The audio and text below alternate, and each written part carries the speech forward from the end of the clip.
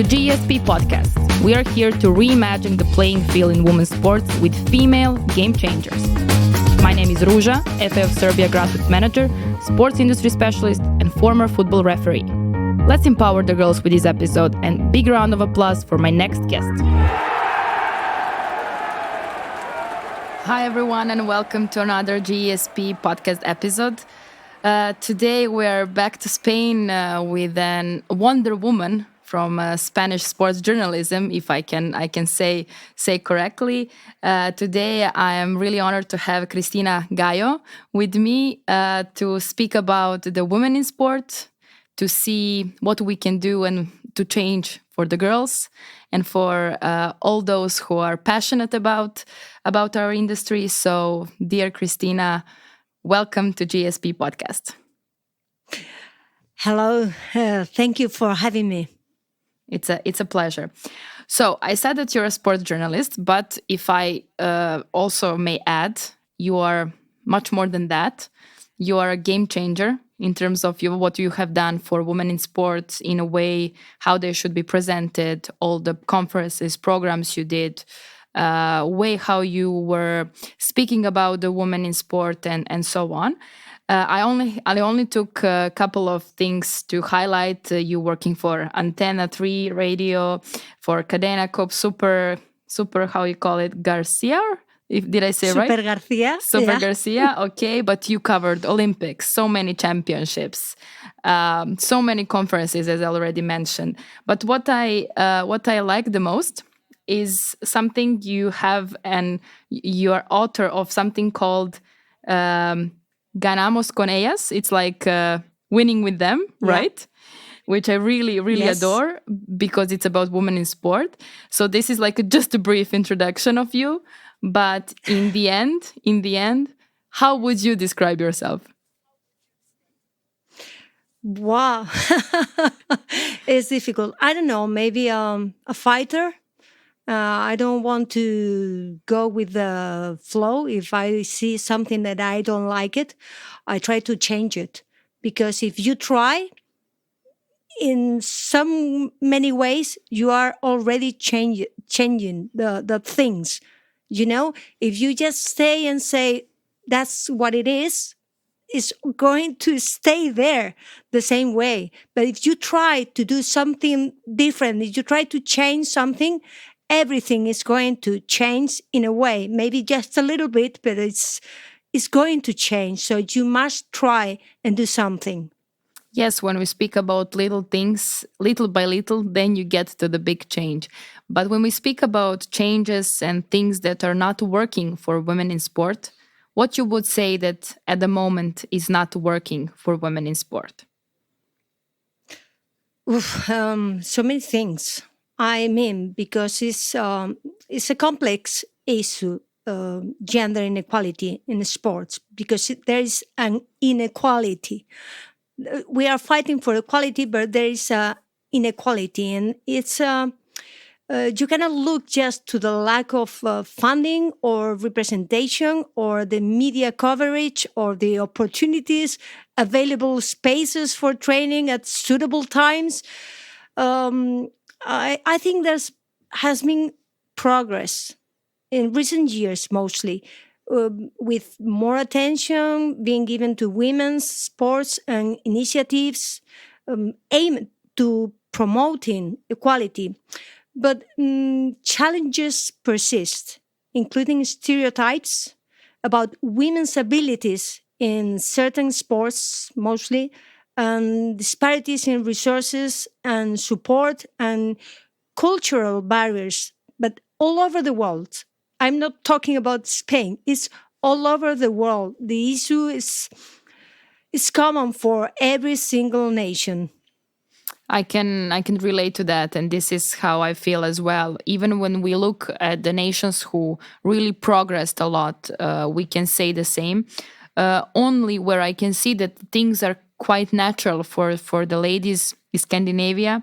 And when I speak with athletes from Sweden, for example, about gender equality and so on, and do they feel anything, and they say we don't feel it in everyday life, discrimination, so we don't feel discriminated in sports. So this is a good message saying that things that we feel in sports are actually things coming from a real life. But you covered so many amazing championships in your career. And since, let's say, the beginning of that, since going to your first Olympics, covering your first big championship to this day, what were the major changes you could feel from your perspective? Oh, the major changes. I mean, in Spain and also in some other nations. Well, since from the way of the women, if I'm talking about Olympics, that is the the most it's an humongous event in the world, the Olympics. The way was so difficult for women. At the very beginning, we were banned from the Olympics. We couldn't compete there. But all over the years, for all of these pioneers that were fighting for elbowing the way in the sport, they little by little got the place in the sport, in the Olympic. And the IOC, the International Olympic Committee, um, I guess, start to be aware of the problems, the issue with women in sport, and try to promote the inclusion of women. So they, little by little, let the women participate, compete in the Olympic. In this very year, in a couple of months, in July, in Paris, we are going to see for the first time in history parity. Same number of female athletes and same number of male athletes competing in an Olympic event and Olympic Games. But it's going to be like a mirage because it's going to fade away since the very moment that the Olympic torch is going to extinguish. So, in a way, it's great news, but it's not enough for me, at least for me. Yes, it's not enough for me too, because sometimes I feel that these kind of changes are just there to so that they can cover themselves and say, "Look, we did it." But in the end, after the event, what actually you have done and what is gonna be a reflection of your move. It's also something I do feel with the FIFA Women's World Cup. During the event, you feel that everybody's speaking about the women's football. And then after the event, where is the women's football on the international level covered in a way it should be? And when we speak about covering in the way it should be, even now, I do feel that in journalism, it's more about who women date, what is their sexual orientation, the way how they want to be presented, and then how they look, and not the magical results they achieve. I mean, even now when NFL season is over, people are, when they speak about Simone Biles, for example, in her preparation for the Olympics, they always try to squeeze in her husband, the NFL star.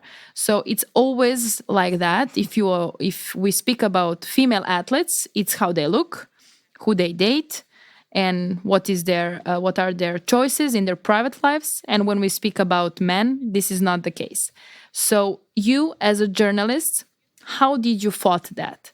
What did you do throughout your career to try to, let's say, be louder than those colleagues of yours?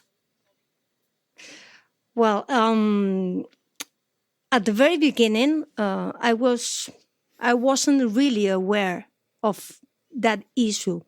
While I was working as a sport journalist, I saw every day how female athletes won in different sports, but never got the spotlight. I've tried to give them space at the radio station, at the radio show where I was working, but rarely were they interviewed. That's why years later I created a radio show solely for them. There's so many efforts being done to address gender inequality, often involve, I know, policy changes or raising awareness about the importance of equal opportunities, but at the end, they don't get the attention that they deserve because of their medals, everything they've done, but they never get that attention. So that's why I created that radio show. But I know that that's not the way, because they should have this space in every single outlet, media outlet, not because they don't need a single space for them.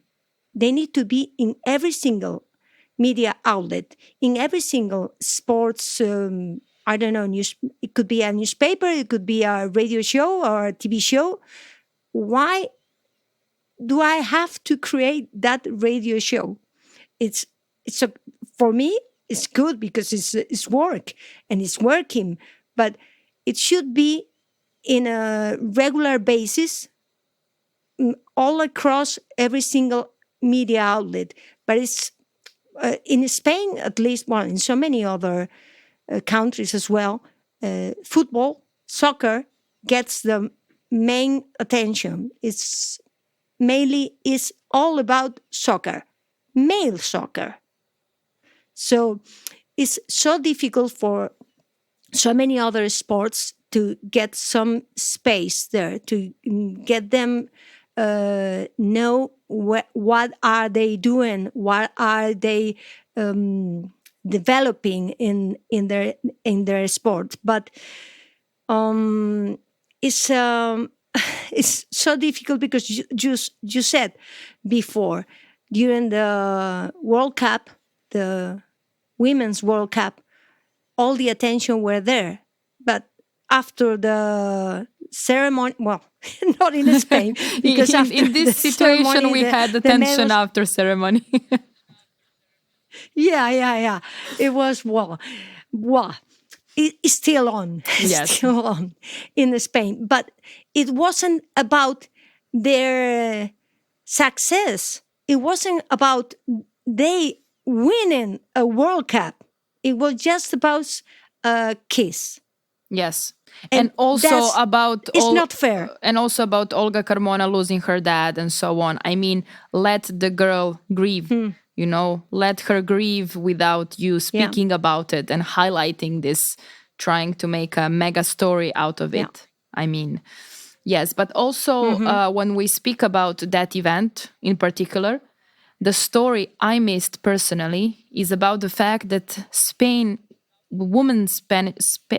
women's team are the best in every category, like under 17, under 20, a national team. I mean, you can see the progress, you can see development, you can see that actually their success and them winning the World Cup didn't happen without a reason. I mean, somebody did the hard work for so many years. La Liga progressed, and you can see you could see that with that title, we have a success and the proof of a hard work of so many people around women's football in Spain. But in the end, what we were talking about the kiss, about the girl losing her dad, about, I don't know, some totally wrong things about that event. So yes, I feel your emotions about it, and it was not nice, even if you're out of it.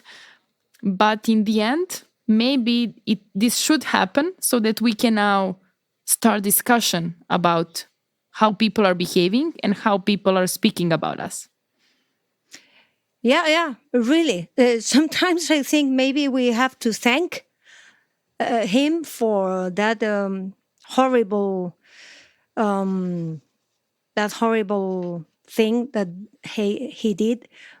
because after that, all the people, or maybe the general public in Spain, was aware of what had they have to overcome all of these years. How was the people that they have to face every day, what they were speaking out, saying we need a change, we need more, be more professionals, we need a team that is working with us like they are working with the male team. Yes. I don't know if you know what I mean. For They sure, try they to, wanted to travel with plane and not go buses like they were going, because the men's team, they have their own flight, and the girls, they would take bus to go somewhere, for yeah, example. for example, yeah, yeah, and the days that they have for training, for rest, and so on, so many things. It's not just one thing, so many things that they have to face every day, but they haven't had a say. I mean, they have they didn't have a voice, a real voice to speak out, because, or to speak up, because nobody nobody look at them, nobody listened to them. They're just girls playing football. They don't have a say. I'm the one who knows what to do, because I'm a man, I'm a coach, or I'm a director, or I'm the CEO or the president of the soccer federation, and they don't have a say because they are girls. They are they play soccer because we allow them to play, something like that. I don't know. I'm not sorry. My English is No, not that it's perfect. good sometimes, and I'm in Spanish. I could do it better for No, in sure. Spanish we could But, just hear and feel your emotions a little bit more, but now we get the point, which is the most important. And I really like that you started this topic, because that was also something I wanted to speak with you. But speaking about your career, which is something I also want to present here, because when we speak about women in sports, sport journalists are really big part and really important, and we see the increase of women in sports journalism.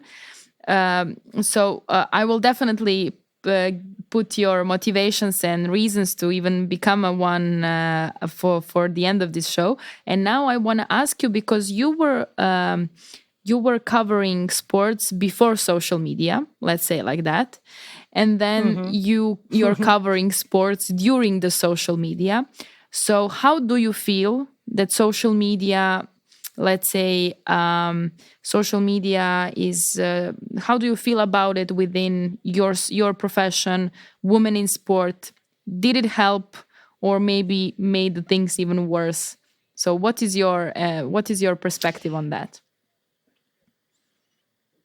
Sometimes I feel it's 50-50. You know what I mean? Is social media for athletes, for women in sport, is a huge, like, how do you say it? Spotlight. Like a huge speaker amplifier of all the things that they are doing, because otherwise you cannot know if, I don't know, the hockey team is playing the European Championship, or Laura Fuertes is in the European Boxing Championship, or whatever.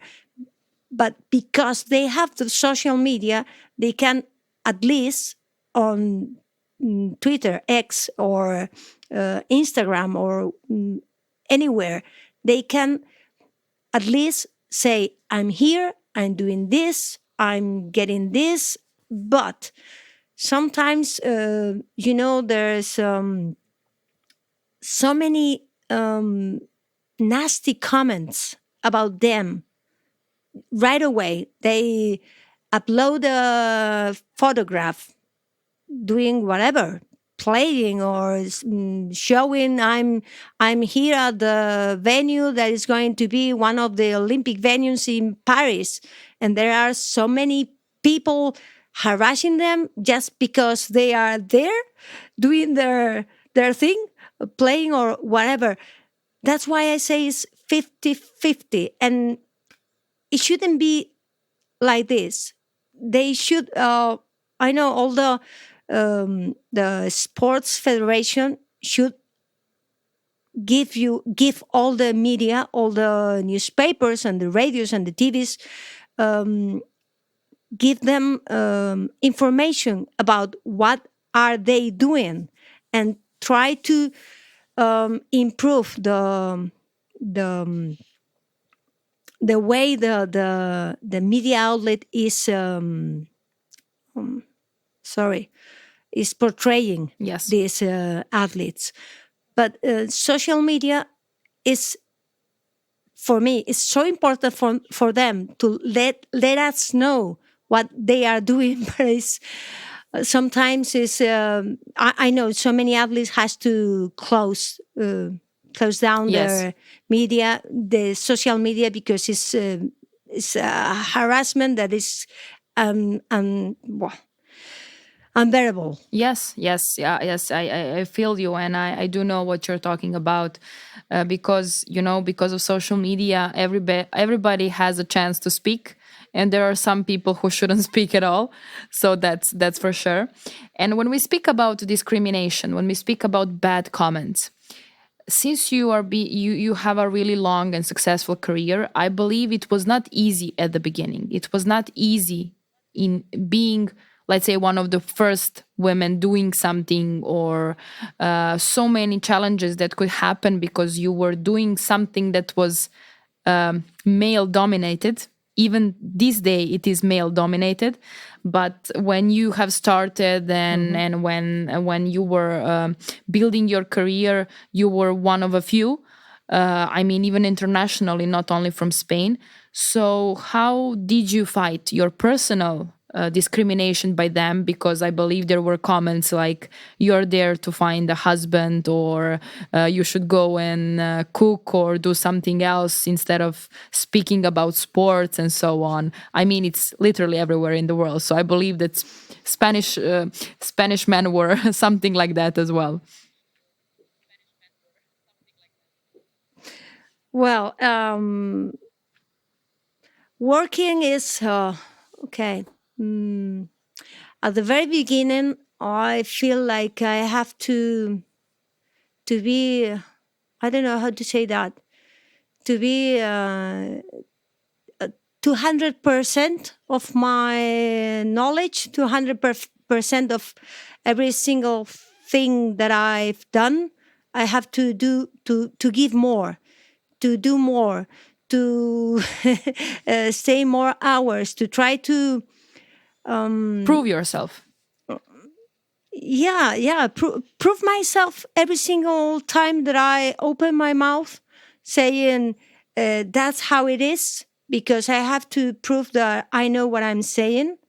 And I'm not talking about maybe football or soccer. I know every single person or man in Spain knows about football. I don't know why, but it's like that. But when it's a woman who is speaking about football, it's like you don't know what you're saying, I because know, you don't yes. know nothing about the football.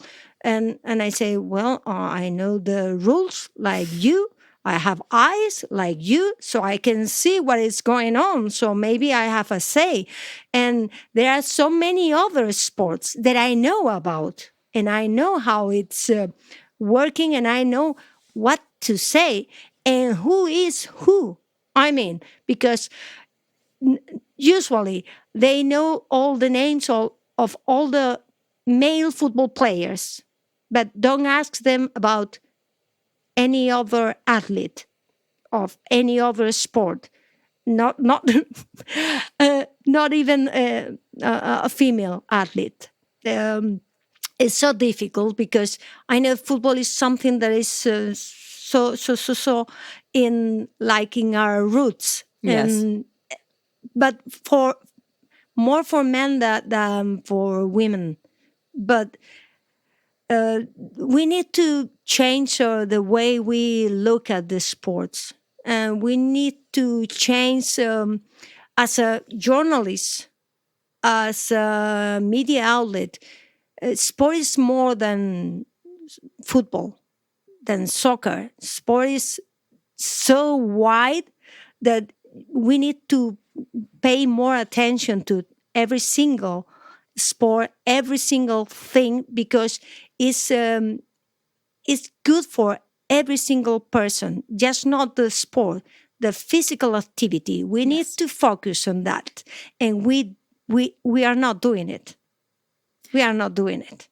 So to conclude this episode with you, because I can listen to you all day and speak with you all day, to conclude this episode and going on to this comment of yours about physical activity, if there is a girl who is interested in sports, what would be your message to her?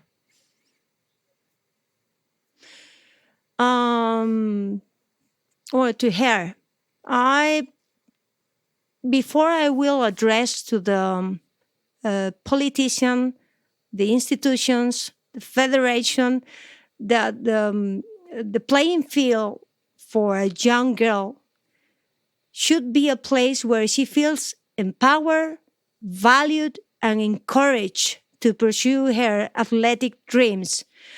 The girl should think that she deserves to do the same thing that a boy next to her is doing, because they are as human as the boy are. They need the same amount of physical activity as the boy has, usually. They need to learn that over the years, when she's growing, their body needs to develop. And you develop through the physical activity, through the sport. And we need to know that the sport is something that belongs to us, women, as well as belong to them, men. So it's important that the girls knows that they need to do sport. They need to be active every single day, not just once a month when they do, I don't know, an outing on the mountains or whatever. They need to play every single day. And when I say play, I mean play, not just compete. Play, be active, move every day, because it's something that when the years go by is going to be good for you, good for your body, good for your health, and good for your mind, mental health as well. Yes. Well, I can promise you I'm going tomorrow to my practice as well. So at least I'm taking your message seriously. So dear Christina, thank you very much for being my guest and for speaking in a way how we can reimagine this world of women's sports for all the future generation. It was a pure pleasure having you here. So muchas gracias. Thanks to you. Thank you for having me, and gracias, and keep on. Big shout out to European Union for co-financing this project as a part of the cooperation partnership in field of sports.